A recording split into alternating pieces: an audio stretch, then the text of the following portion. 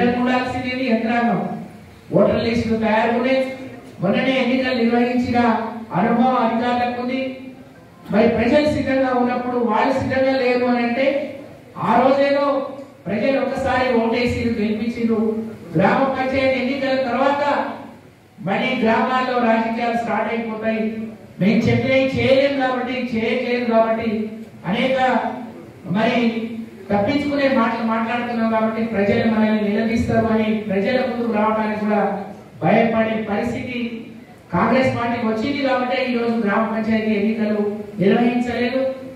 జరగాల్సిన ఎన్నికలు జరగకుండా వాయిదా వేస్తున్నారు.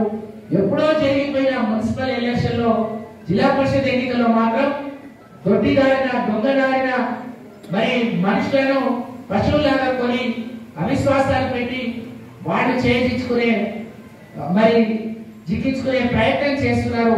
ఇవన్నీ కూడా మనం గమనించాలని చెప్పి మీ అందరికీ కూడా తెలియజేసుకుంటూ ఎవరు అధైర్యపడవద్దు.